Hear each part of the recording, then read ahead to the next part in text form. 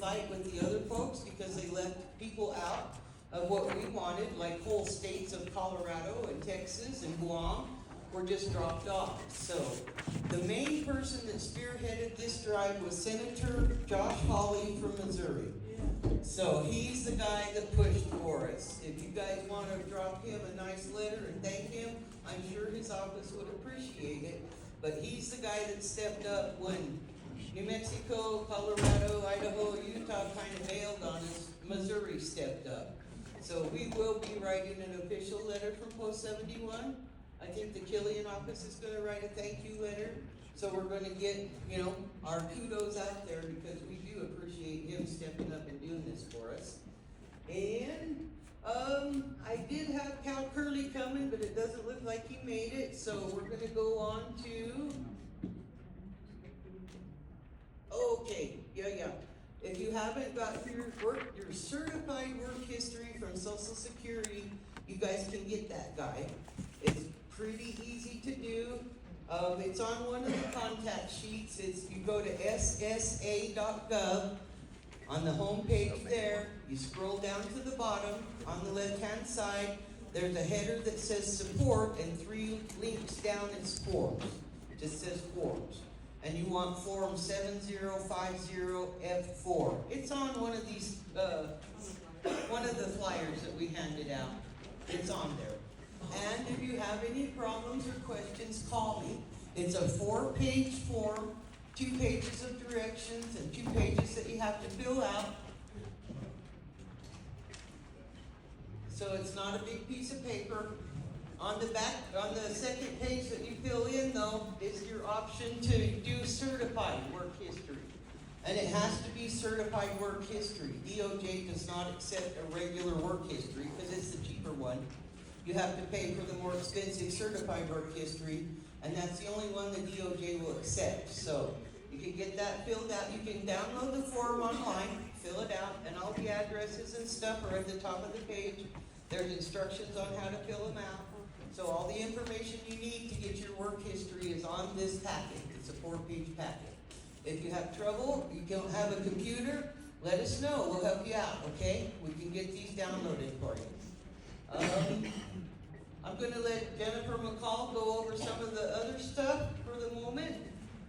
I don't know if Mr. Cal Curley's going to show up, but we also have Sheriff Larry to say a few things for you too. So here is Jennifer McCall from the Killian and Davis office. Guess we never really thought we were going to get here. It's been so long. I started working on radiation claims in 1991 with a firm by the name of Riverside and Price. Transferred to Mr. Killian's office in 1999. We've been. I don't want to be too loud. I know, my voice is bad. Sorry about that. It's been a long road. We've made a lot of trips to Washington. There have been days that we kind of wanted to give up, but we didn't. We kept going. And like Linda said, thank goodness for Josh Hawley. When he jumped in the middle of it, we all kind of went, oh, what's going to happen now? But he did it. So we got to say thanks for that. I talked to the Department of Justice yesterday morning, just so that I had current information to give you, which Linda's already given you most of that. They said, please, that's okay, just take minutes. They said, please don't file claims yet, because if you file claims, they're going to be on the wrong forms, they're going to have to send them back. It's not going to make it easier on them or us. So they're asking for right now to hold off. It's on the front of their web page. You can go there. It's simple to find, like they just said, and see when they're going to. They'll put those forms up there when they're ready, so you'll be able to print them off the internet.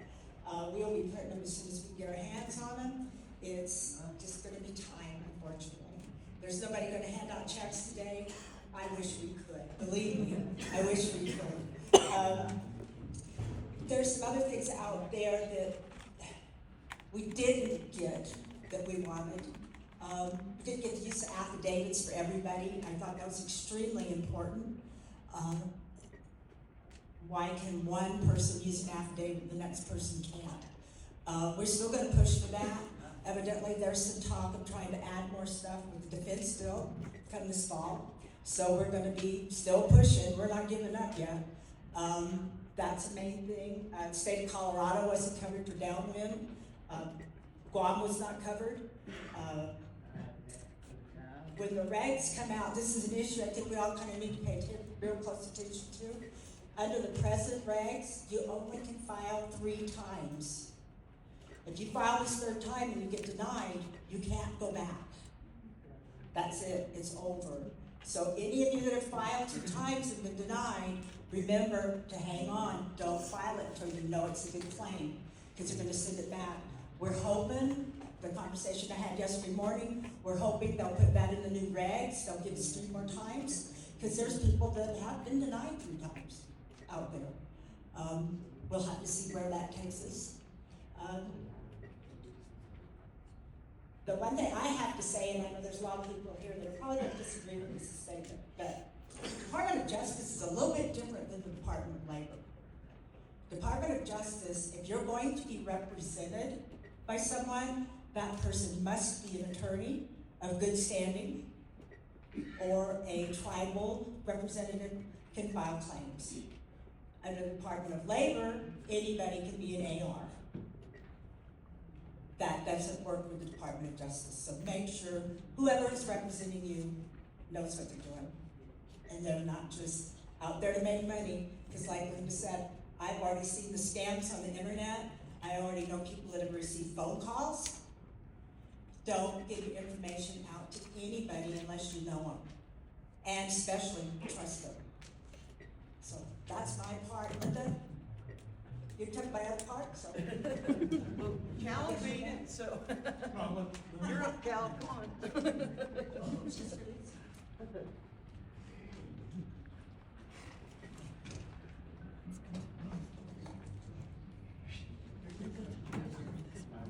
We got a question here.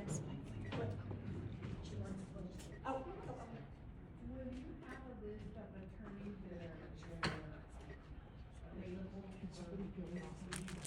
I don't have a list of available attorneys. That's what we do, that's what we've done for years. I know there's Robert Mijo, I know there's Martinez Boys. Supposedly there's a couple down in Tucson. But you can go to the Bar Association, make sure they're an attorney in good standing. Because if they're not in good standing, you don't want them anyway. Is there a site that we can go to get any information that we need?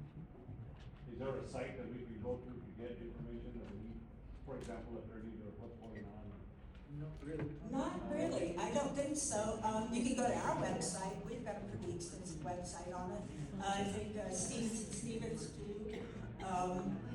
There's a couple of others that have If you get a chance to pretty speak, informative websites out there. say yes, we have But attorneys. I'm pretty sure you can type in RECA attorney and you'll get a list. Just make sure they're bar certified and, you know, a legit lawyer's outfit, don't. Yes, ma'am. Do you need an attorney to file?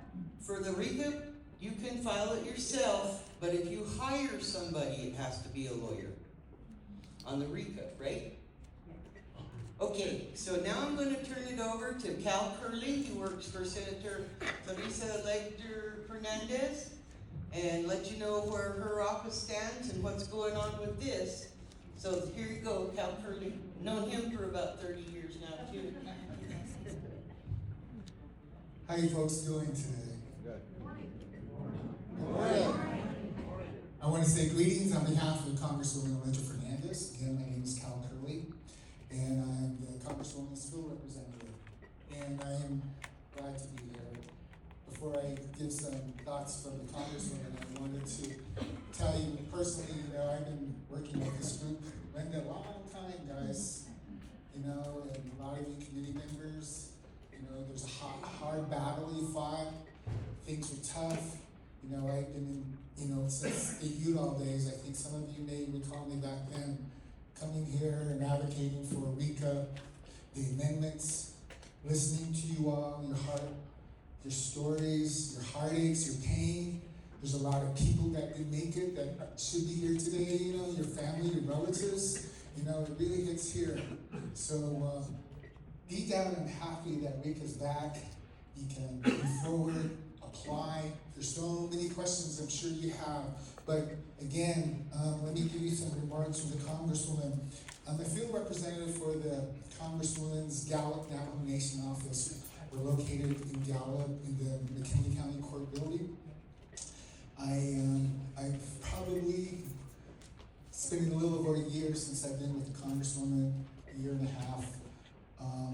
But there's so many issues. So with RECA, the Congresswoman, of course, regrets not being here. She's got a lot going on, and she really asked. I had told her about Linda's invite, and she made sure that I'd be there to visit with you all. She appreciates, I said that already. The Congresswoman understands it's been a lifelong process, like I said, for many of you. She's grateful to have worked with all of you, many of you, on RECA since she's come to Congress. For years, the New Mexico Congressional Delegation and the Congresswoman have fought alongside New Mexicans to expand and extend the Radiation Exposure and Compensation Act, RECA, to cover New Mexicans who suffered from radiation exposure, downwinders, and uranium miners. Indeed, the RECA amendments was one of the first bills that the Congresswoman introduced in Congress. She was proud to lead this effort in the House to pass the bill alongside Senator Lujan and all the advocates like all of you. The delegation built a broad bipartisan coalition grounded in justice and in science. Yet, Republican leadership refused to hear our bill, and the program lapsed last year. You all recall that. Since then, people have been dying while Republican leadership in the House drags its feet. As you know, last week, most of the Congresswoman's RECA amendments in the bill was signed into law as part of the betrayal for billionaires' bill. New Mexicans have waited long enough. Post-71 miners workers have waited long enough. Claimants deserve the compensation and recognition they've earned through the pain and sacrifice. Well, the bill that just passed doesn't include everything in RECA amendments. It covers the majority of New Mexicans' priorities. Importantly, it expands eligibility for uranium workers to cover those who have worked until 1990 and to include core drillers and the Department of Energy's remediation workers. It also makes New Mexico downwinders eligible for compensation. The extension would only be through December 31st, 2027. So we only got 2 years, guys. There's a lot to do within the 2 years going forward. We will continue pushing to make sure that uranium workers and downwinders can quickly apply for compensation, and we'll work with you to provide information about how to apply. Again, I'm sure you have a lot of questions. I have some information about the RECA itself. You want to listen to it, the bill? Yes. I'll summarize. Great, thank you. Within the big, beautiful bill, there's this section, subtitle C. It's the Radiation Compensation Matters.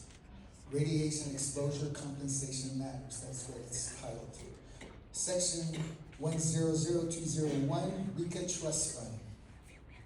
Restarts RECA and allows individuals to submit applications until December 31st, 2027. Extends the trust fund until December 31st, 2028 to allow DOJ time to pay out those claims. So if you try to get your applications in, the date sunset, or the RECA sunsets, as long as your application's in, you have a year to close that out. And hopefully everybody can get paid, or get compensated, that is. Sections 10020, 1002003, RECA amendments, expands downwinder eligibility to cover all of New Mexico, Utah, and Idaho. Nevada counties of White Pine, Nye, Lander, Lincoln, Eureka, the portions of Clark County that consist of townships 13 through 16 that ranges 63 through 71. I guess that's out in Nevada. Arizona counties of Coconino, Yavapai, Navajo, Apache, Gila, and Mojave. Excludes, unfortunately, Colorado, Montana, Guam, rest of Arizona, and Nevada that were included in your bill. Increases downwinder payment to $100,000. Expands uranium miner eligibility to cover those who worked from January 1, 1942 to December 31st, 1990. Previously, eligibility ended at December 31st, 1971. Insurers, core drillers, and DOE remediation workers are also eligible, as retinal cancer and any other chronic retinal disease, including nephritis. Okay, sorry guys. Is this okay now? Sorry. I was probably whispering. Let me repeat that. It's retinal cancer and any other chronic retinal diseases, including nephritis and kidney tubal tissue injury. Allows use of combined work histories. Maintains uranium minor payment at $100,000. Does not allow for the use of affidavits to prove eligibility, unfortunately. Section 100204, Manhattan Project Waste. Individuals in certain zip codes of Missouri, Alaska, Tennessee, and Kentucky are eligible for $50,000 in compensation if they were physically present in the area for 2 years after January 1949 and if they have contracted a specified disease. Claimants will receive a greater of either a $50,000 or B, total of all documented out-of-pocket medical expenses incurred as a result of the qualifying disease that were not covered by health insurance or workers' compensation.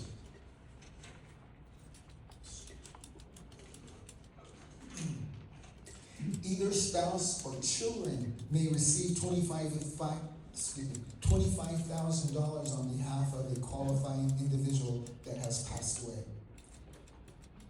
Note, subtitles do not include limitation on funds for claims.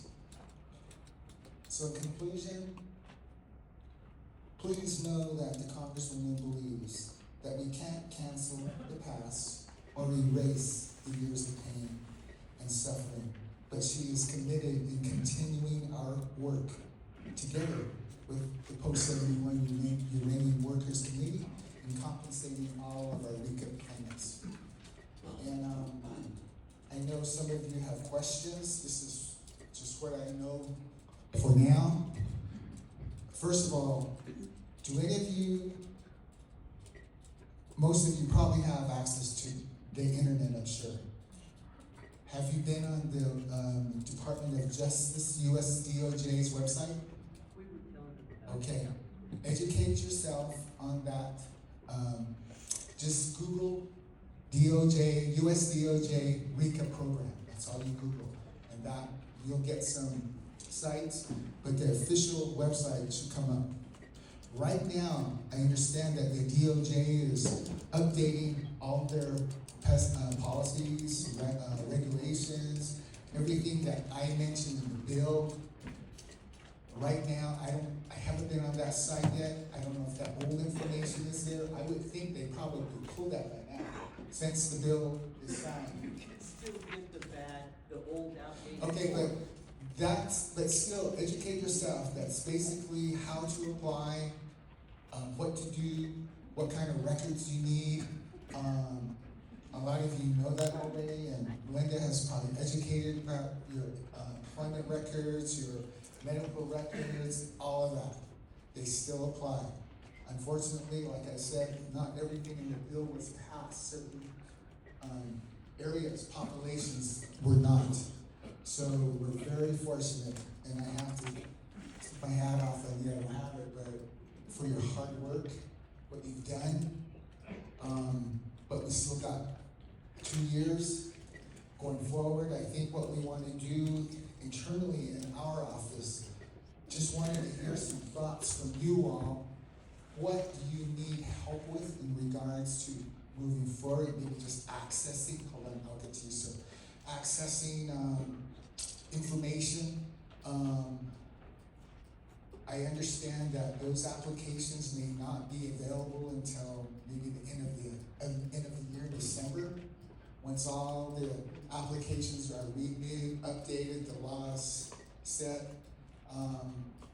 That's my understanding. In the meanwhile, I wanted to hear from you, and I asked Linda to reach out to you to see what you need to help you maybe get to A to Z.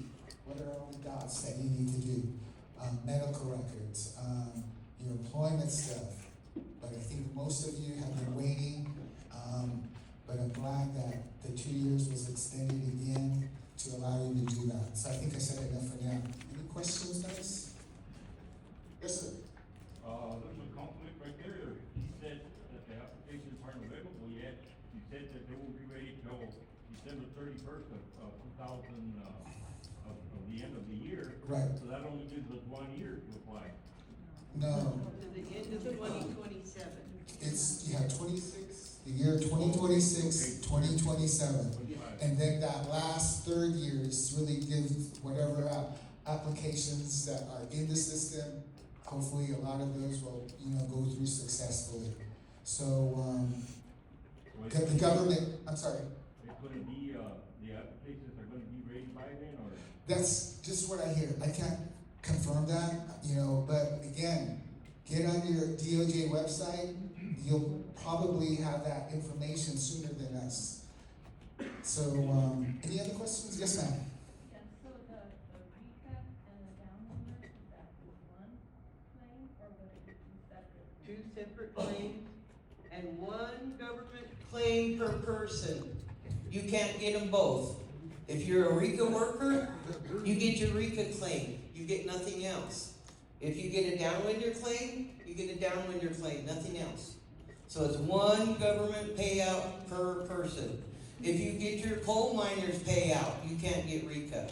1 government payout per person. So you want to be careful what you're filing for, right? If you're both of them, you want to take the highest pay, and that would be RECA. Downwinders pay 100,000 flat. RECA pays 100 for Part A, 150 for Part B, and then you get on the E that does the 2-year evaluation, and that pays $2,500 per 1 point of disability. So that can pay out $350,000, $400,000. If you can't get RECA certified, then go for your downwinder claim, right? So, as a worker, you will cut your nose off to spite your face if you go straight for the downwinder. And it doesn't come with a medical card. RECA comes with a medical card. So keep that in mind too, okay? Any other questions, guys? Last thing. Outside, as a field, what I do is also communicate or help constituents with federal agencies. So I have brought some cards if you want to reach out to our office. And if you're in district, I know we're right on the border here. Are we in 2 or 3? 2. I think the city's in 2, but 2 with congressional district 2. So reach out to your congresswoman, men down south, or the congresswoman, depending where you live. So yes, ma'am.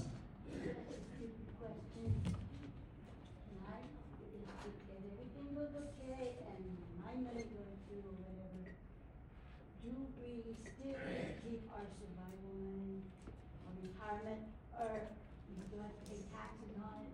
Those are the questions. Just asking. I don't have that answer, ma'am. Hi, actually, RECA is considered a compassionate payment by the federal government. It's not to be used as a source of income for up to about 16 different agencies. If you get in that situation, you need to be aware that there's a law stating that your money is safe. They cannot use it. Our clients, we send that information with their checks, so they've got it in hand. Because there are places like nursing homes and things like that that will try to come get your money. They think they can, but the law says they can't. So you need to be aware of where you put your money and who knows about it. Okay, because that's Yeah, survival. Yeah, and it's non-taxable. it's non-taxable. A Non-taxable. lot of people don't even report it. So, Doesn't, Your question, sir?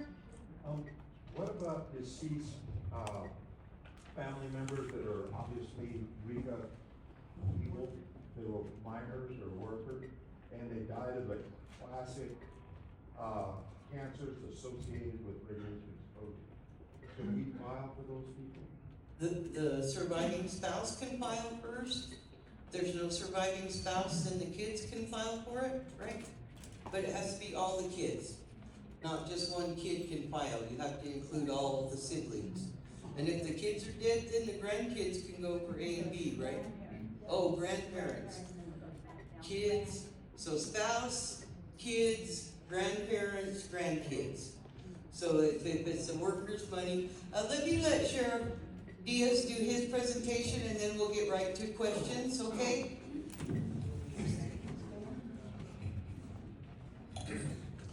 Thank you, Linda. Good morning, everybody. It's, to me, I'm a post 71 miner, 9 years underground. I've seen many deaths. Well, I was very young back then when I had hair. Back in the day, we had no regulations. I remember washing my beautiful head of hair in the water down there. So so I'm radiated. But I'd like to ask, how many miners, underground miners, are here today? Raise your hand. I work with you, Larry. Amen. Thank you. And I plead the fifth. I'm not going to say anything else. So, how many families here that have miners that are deceased now? Yes. Thank you. So, that being said, what I'd like to do now, let's spend a few seconds in silence to honor those who have passed away that have mined.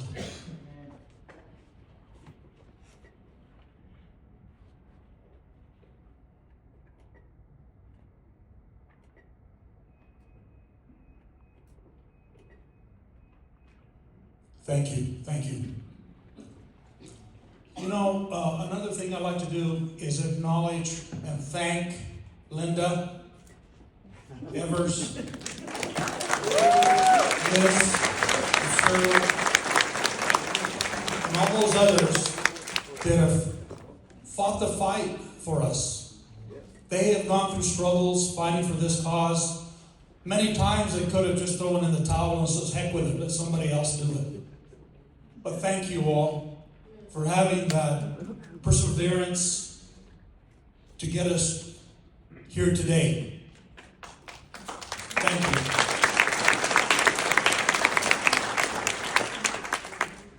When I started, when I was sheriff many moons ago, there was a gentleman by the name of Paul Hicks. He was leading the cause, pre-71. I helped Paul. I tried to help as much as I could with Linda and Liz in this cause. And I remember going to a stadium in Gallup, full house.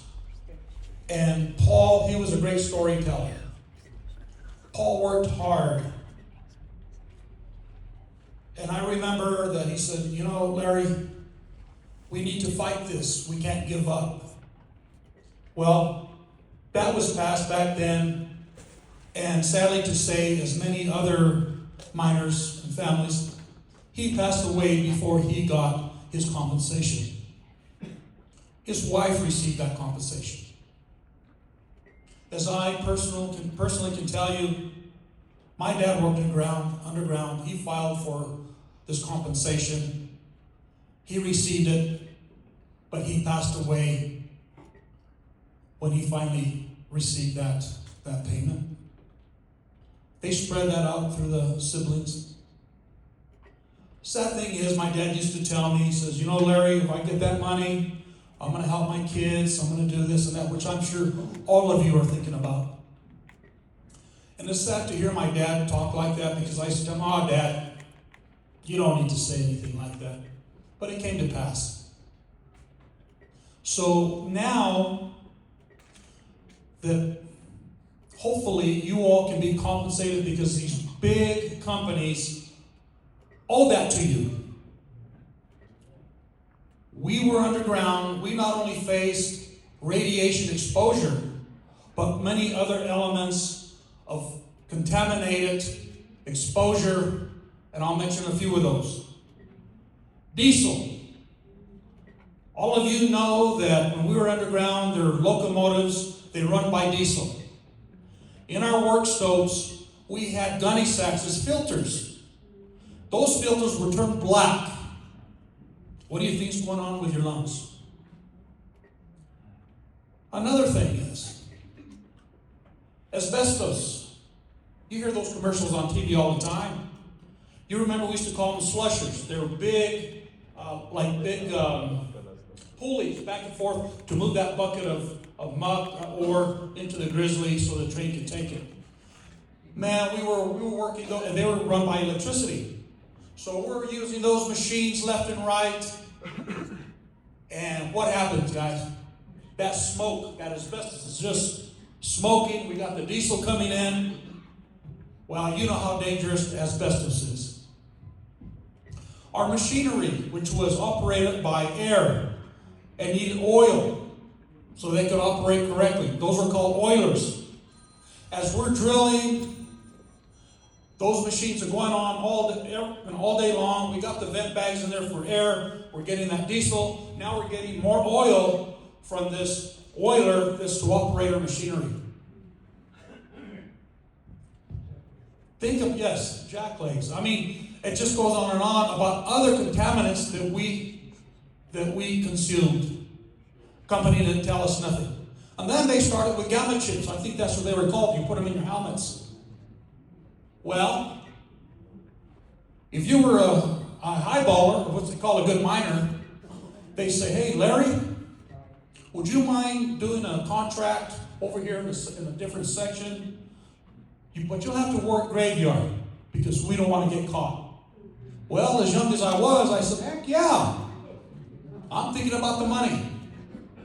Those are other contaminants where I would work, and many of you did, in conditions, you were wet, hot, sand. I still got patches on my knee, on my legs, where I can't feel because it was like sandpaper rubbing on your legs. But guess what? Money. I don't care about all that. I'm good. Carried out several miners that got killed underground as well in my younger days.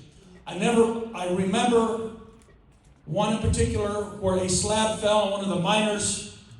He was killed. We put him on a stretcher. We sent him down the hoist, put him in an ore car. And here there's about 5, 6 of us miners with a body in a stretcher going all the way so that we could send him up. Quiet, and everything's going through my mind. Look at all these chances I've been taking. I love my family. My kids were very small. And your heart bleeds for his family. His helmet, the plastic one, literally smashed. So that's one incident. I can tell you about several more, but that's just an example. But after about a week or so, guess what? I forget about safety, and let's go for that money again. Do you think the superintendent or the mine foremen who care, they want production. They want you to produce. I understand. But these are the dangers that we survived, most of us. Now I see people here with oxygen, trying to get care. And to me, your health comes first. But thank God for people like Linda and the rest of you all that have fought this fight for your families and you.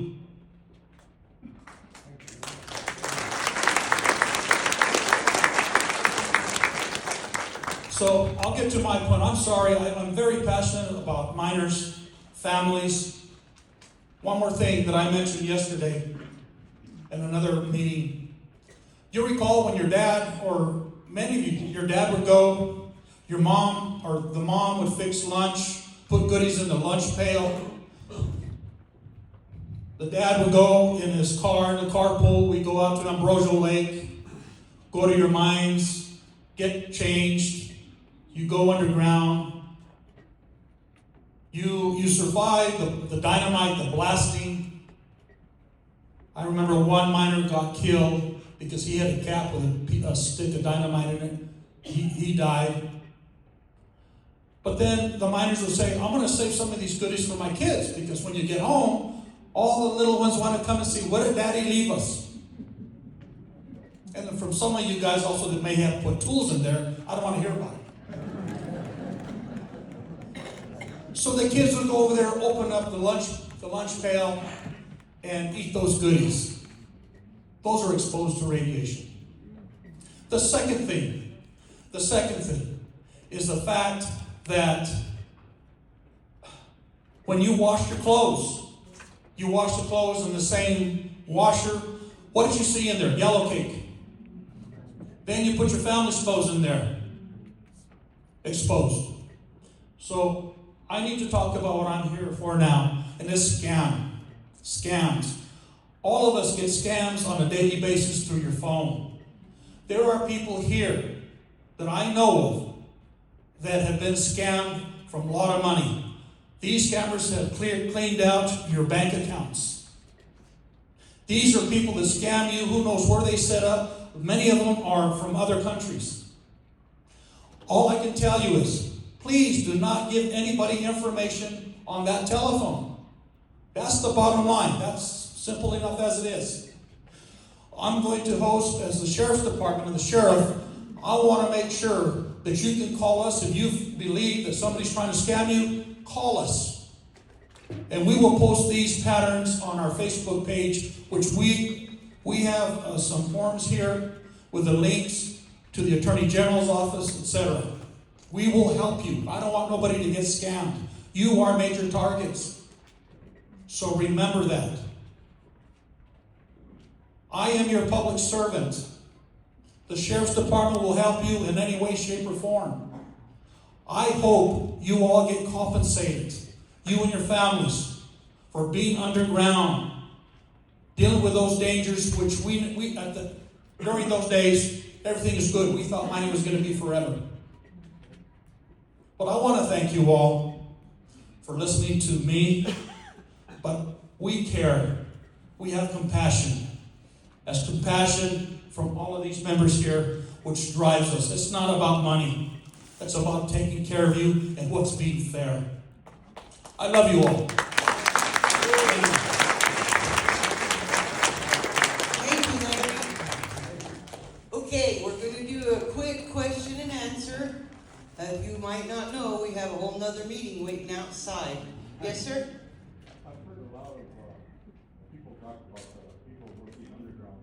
A lot of us worked underground, but we're still exposed.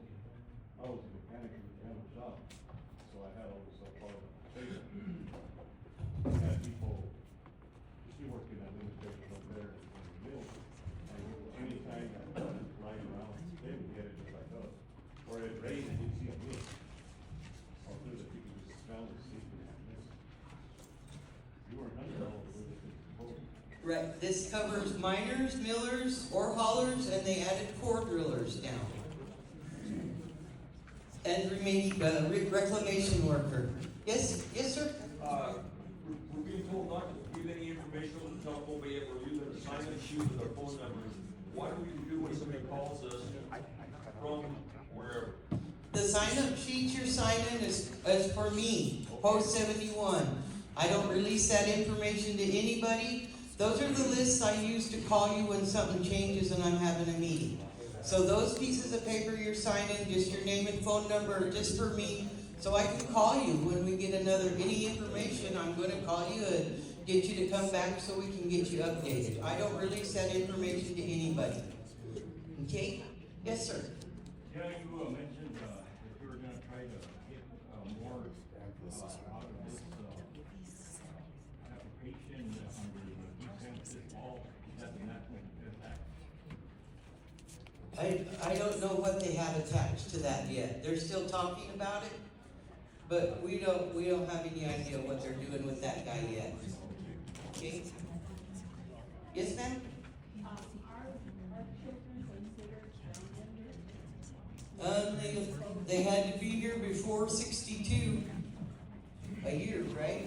A full year before 62, and as always, you have to be sick to file for any of these claims, right?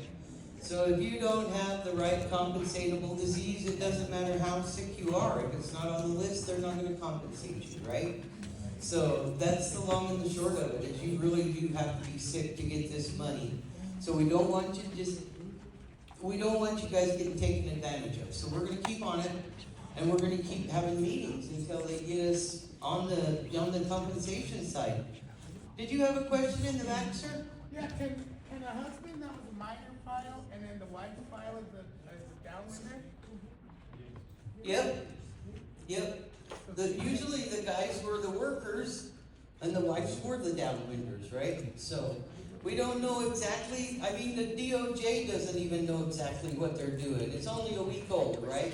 So it's new information, and as soon as they get information out, they post it on their webpage. And then if it's something that we need to do, I'll be using those sign-in sheets to call you and tell you where the next meeting is. We're not gonna walk away. We're gonna be with you guys through this whole ride, okay? Yes, ma'am. They're going to reopen Crown Point, Church Road, the Horror Concept, and also they're going to do a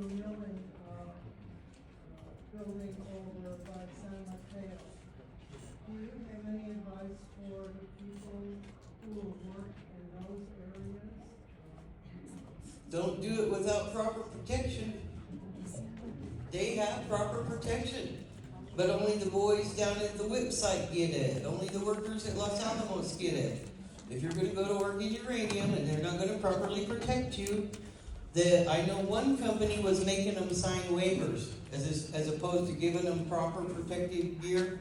They were just making them sign waivers that said, I know you're gonna get sick in a while. I'm not gonna sue you. So be careful. Yes, ma'am.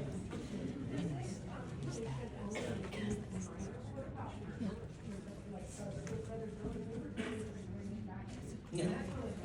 Miners, millers, or haulers, and they added core drillers. So core drillers are included now. Yes, ma'am. Do you not have the newsletter anymore? We do not, because you're looking at the committee, me and Lizzie, and we work out of my office at home, and half of the advertising was the last of the donations you guys made last time. I used the rest of that money. So the best, fastest way is just to pick up the phone and call me, right?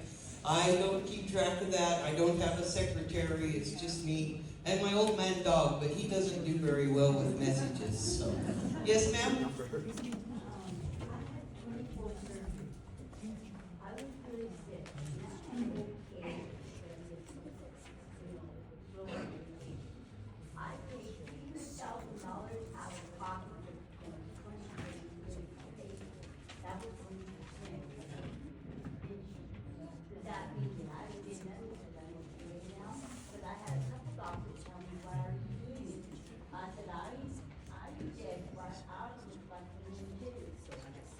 I don't know about that. I'm unaware of that, how that would work. I don't know that they would do a reimbursement.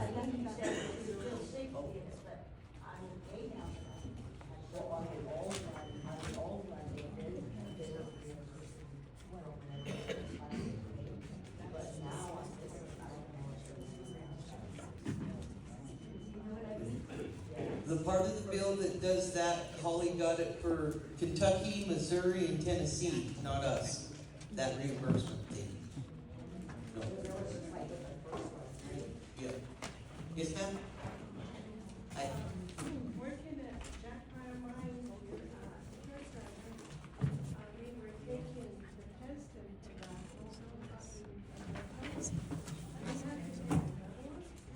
that. At some point in time, you're gonna have to do whatever the DOJ says you need screening. We do have calls into the Raton people because they added funding for those folks to come back around and do screenings. So we're talking to them, we're trying to get them scheduled. We don't even know if they know they have funding.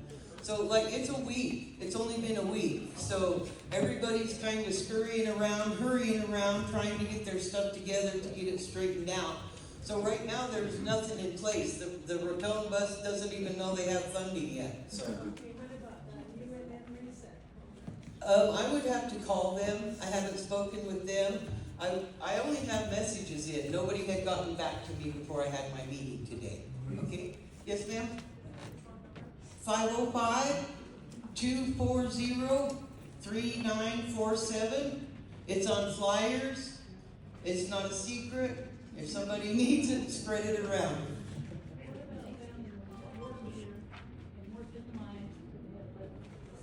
They can still file. It doesn't matter where you're at on the continent, on the globe. You can file. Yes, sir? Yeah, you're saying, the money can apply for it, if he passes away, the wife can apply for it, and then you said the children, right? Yes? Is there an age limitation of the children? Can they be over 18 or under 18? There's no age restriction on the kids. Yes, ma'am?